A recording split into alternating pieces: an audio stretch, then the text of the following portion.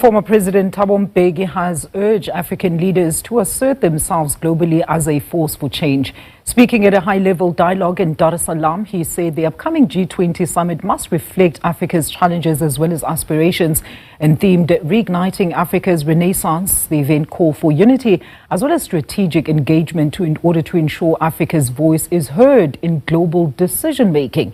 Professor Isaac Khambule is a political and economic expert at the University of Johannesburg, and he joins me now for this conversation. Professor Khambule, a very good afternoon to you. Happy Africa Day. So the former President Mbeki, they're very vocal on his call for African leaders to basically claim their seat at the table and prove why they are there to fully represent the will of their people. A very unfamiliar sight, though, in the continent, where some leaders are so out of touch with the struggles of their own people that they don't even know what's happening right under their noses. This is a serious concern. Good afternoon, and good afternoon to the viewers as well, and happy Africa Day to everyone. Definitely, President Thabo Mbeki raised an important matter, because what often happens is the needs of African nations are not necessarily shared on global stages.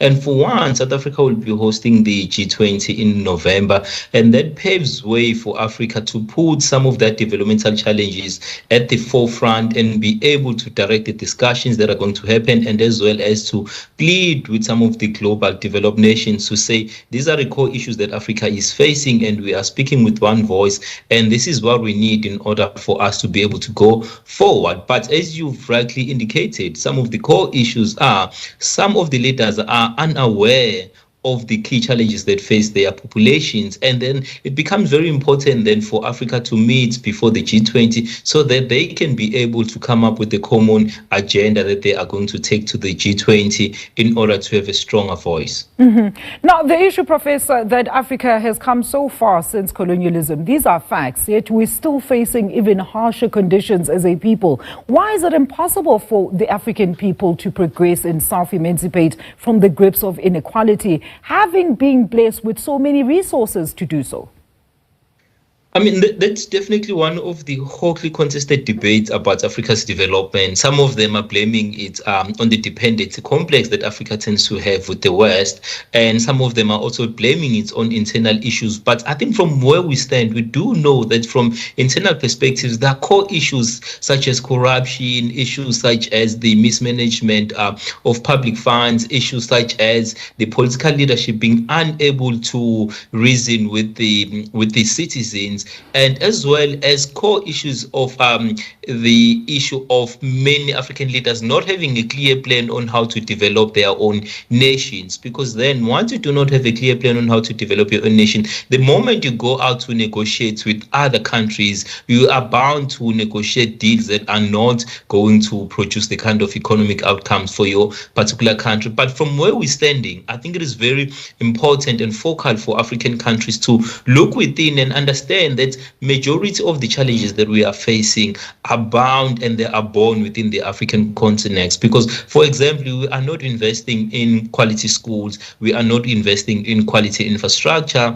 You go to countries such as South Africa that are able to invest in infrastructure, but if you look at what has been happening over the last 10 years, you'll realize that there has been a lack of maintenance of that particular infrastructure. And this is a particular phase that many other African countries have went through, and they've been unable to really address the core infrastructure challenges that they still face to this particular day, because they were unable to then take ownership of their infrastructure. And we know infrastructure is at the core of economic development. So it is very important for all of these nations to come up with particular development strategies that are going to emphasize the issue of infrastructure being at the core, emphasize the issue of improving educational outcomes, and as well as building the necessary structures that we need to own our economy. Because I think that is one of the key points, again, that majority of Africa's economy tends to be controlled elsewhere. You look at your francophone countries, you'd realize that much of their economies are still largely controlled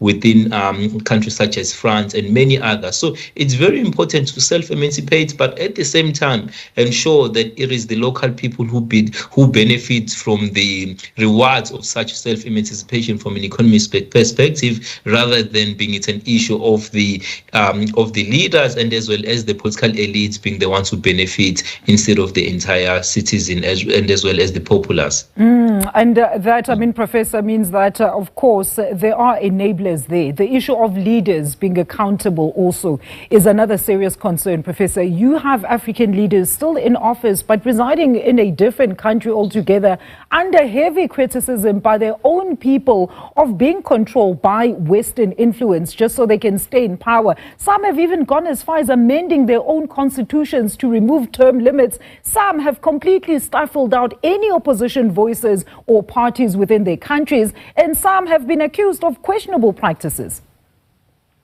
You've touched on the core issues that I believe that are not receiving sufficient attention in the African context. Because, for example, why do we have presidents that are African but then are residing in Western countries and governing from Western countries? And we've seen this in countries such as Cameroon. We are seeing this now lately with the Nigerian president. And that tells you that we are facing the lack of political leadership that is domestically grounded, there is again supporting the development of these particular nations. Because, for example, one of the core policies that need to be championed is if you are a public representative, you must utilize public services, you must utilize public transport, you must utilize public health. Not this case whereby majority of your citizens do not afford private healthcare and you utilize private healthcare from other countries, because you are basically indicating that you do not have any confidence in the public healthcare of your particular country. So how do we then get the necessary leaders that are going to be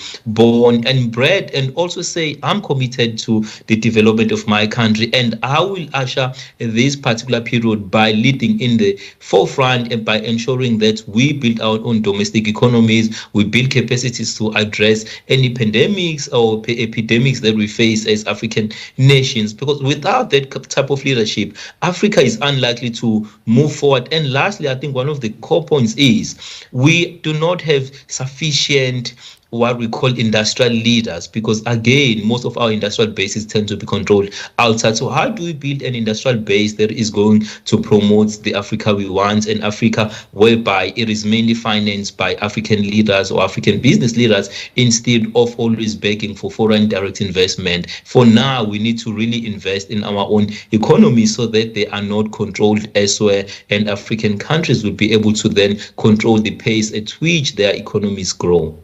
Professor, great conversation. Thank you so much for that. That is Professor Isaac Khambule. There is a political economist weighing in on the call for Africa to claim its rightful place in the geopolitical arena and also be part of policy making as per the annual Africa Day lecture by former President Thabo Mbeki.